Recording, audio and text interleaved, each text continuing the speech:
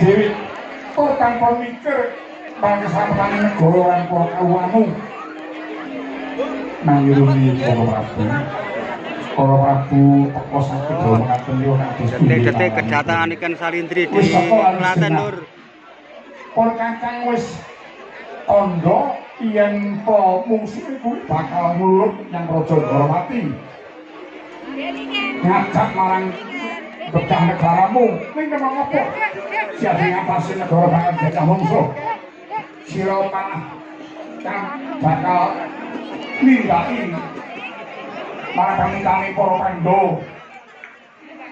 Lah kok mati wis iki dipon di panesi. Saya kok boke olehmu bakal manganenak timbang si Adi Jawaban sama ning Raja Ndarawati. Lho, ngono kuwi Allah ketemu nalan.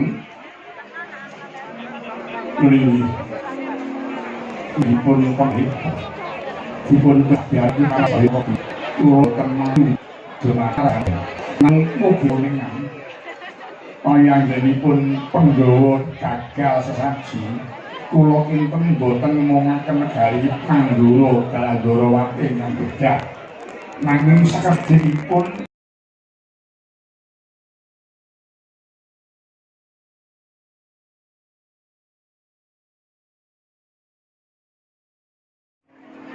nyuwun ngasani Gusti kita jagat supados jagat sanjipun menika pinaringan wilujeng nistara ingkang angka kalih kedah tinenggan dipun utus gari ingkang dipun paksa raosipun kedah ikhlas lair batosipun ingkang kaping 3 saged nulungi ngendhakaken watak angkara murka Bodhi Sandoro.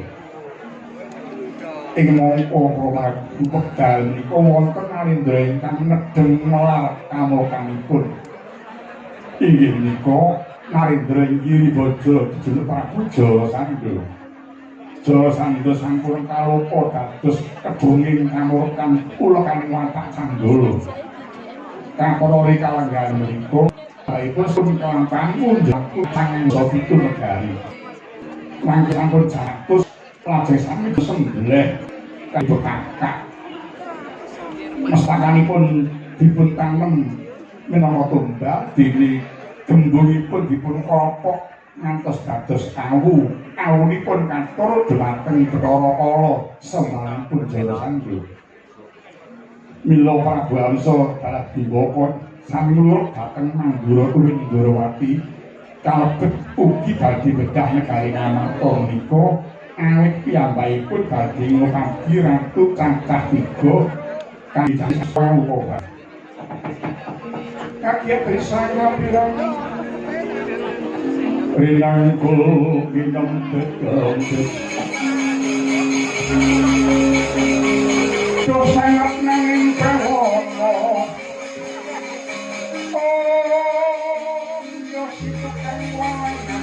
Yositu kangen mungkin siap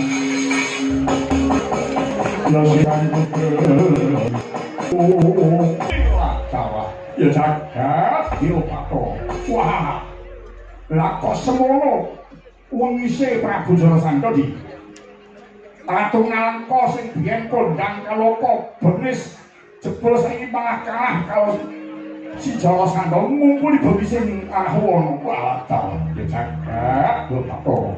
Semono kang dadi kamurkane lan ngumpuli marang nunggu Yai Prabu nunggu sing jeneng Jarasandha kuwi yen ora ingkang disirep karepe ora mah dadi pepolo nang kaning Marcapada bilaeni kuwi Yai.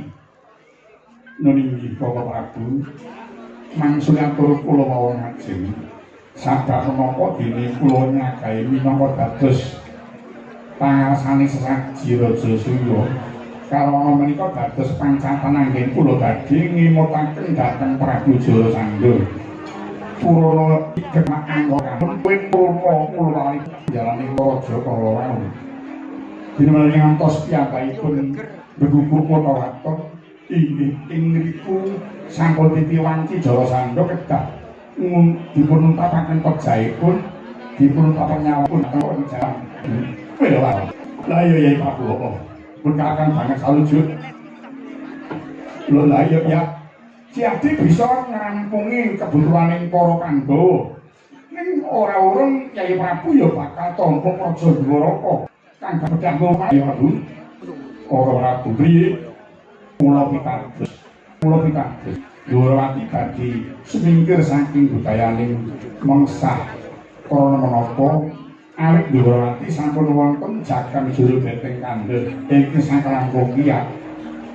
Paneh lamun mengsah saged bedah Dwarawati. Ora beteng Dwarawati kuwi sapa? Beteng Dwarawati kuwi sapa? Siagi apa Udawa sing bocah antukan iki? Apa liyane? Setyaki galah Kakang Udawa menika dapur dados kalingan kiring wektu. Nawon dados pengawak gajahipun. Lah yo kuwi sapa wong iki? Wong sapa? Sinten malih ing saged promoksa kailangan kula Dwarawati jaran sewu Prabu Dewa. Kemalah pun Kakang. Patuwun kita dimentara tega saking Dwarawati. Alah ta. Ketiban sapur. Iya Pak yang pancen mengkolo kesaning Kakang para yai, ora Kakang ora bakal suwala. Ingin menika duka Prabu. Paduka nyuwun titip winjengipun negari Dwaraka. Kula badhe minangkani putipun Kyai Prabu Kundya Sadang didok kasihan sedi-sedi. Ageng ora Prabu. Oh iya iya. Pun Kakang ora bakal selat jer kabeh mau padha nyanyi panjesiban kang luhur. Kepara pun Kakang mundhut pamit bakal metokake marang pekaning musuh ana jabang rangkah. Dadi peperangan aja nganti ana jero kutha Dwaraka malah ngakeh-akeh beranten ngrusak kewangunan.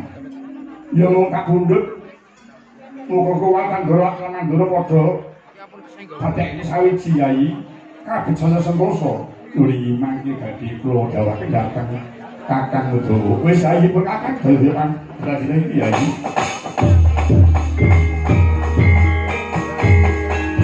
Selamat dunia nakuman namun nangguani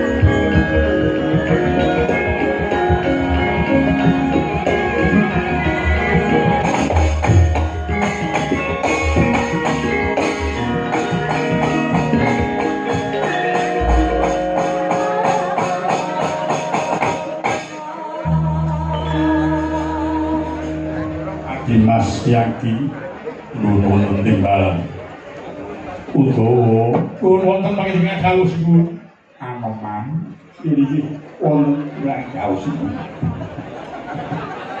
kaya ora bakal banyu tilanane jejera wis padha mireng apa entuk ing kasuwakan iki mau ingkang mengkono Setyaki lan Udawa dene Anoman tumrenggal sumusul marang Para Prabu Mandura badhe bakal nundung mungsuh ing saged dawuh ya mung kita ngasingsun duga-duga digawa ngati-ati aja kongsi kae Setyaki Anoman lan Udawa padha rumeksa marang puncaraning Praja Dwarawati iki.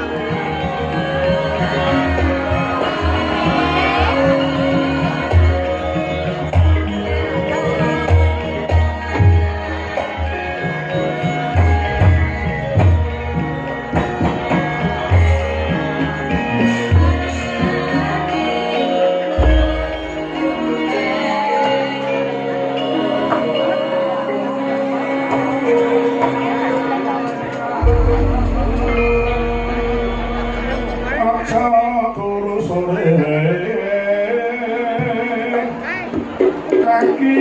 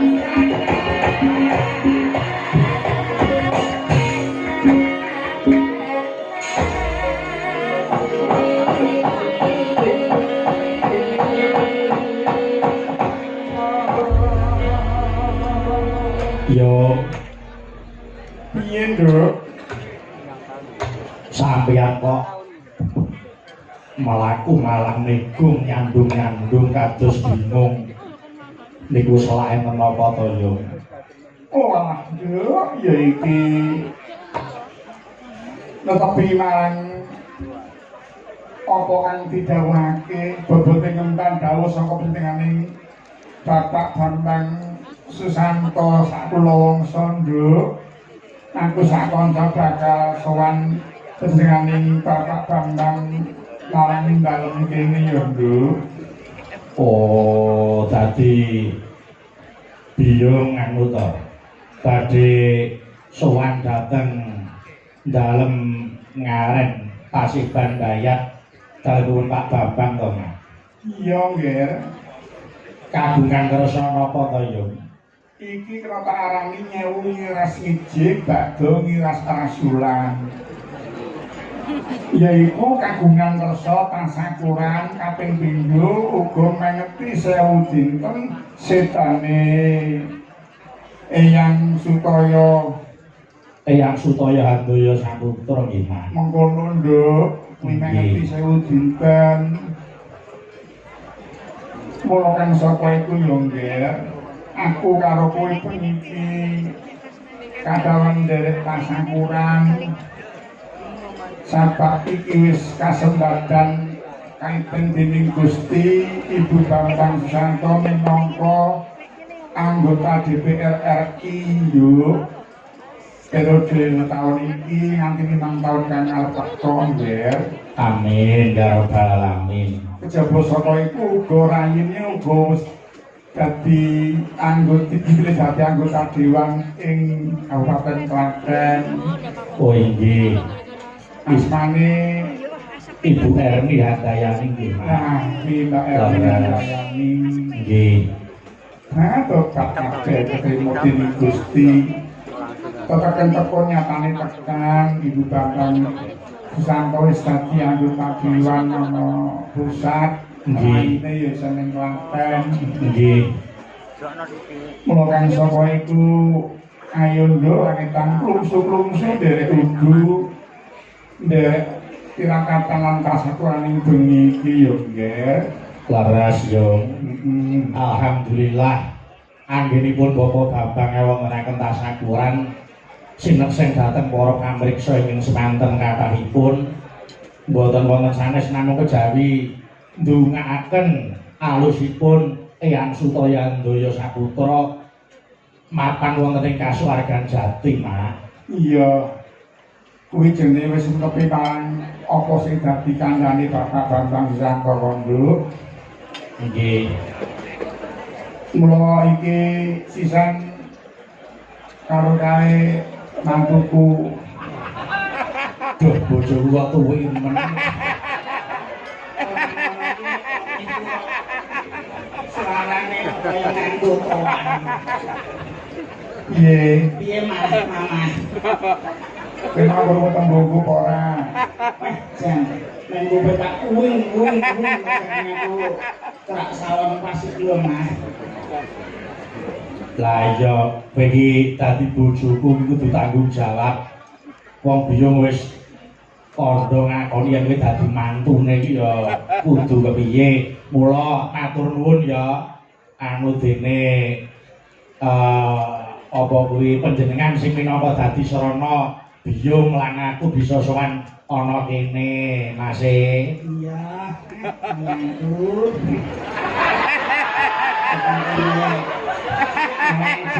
Iki ulang keponggaran ning nek tengah-tengahku kondang monggo iki cilikan kok. Lah iya. Kowe iki Elsa kene kondang. Ya ta. Iki ya aku ya ngelungan-oke kemape wagogo ngono ing endi iki ana ing Dukuh Ngaren Desa Paseban Kecamatan Bayan. ana daleme Mas apa ya? Kae wis ora patek krungu to saiki. Sesuai wis dirembug karo maksane iki. Kandang Susanto, antar Kang Gobung, Iwan Setiawan. Oh nggih, Mas Iwan Setiawan. Matur nuwun. Nggih.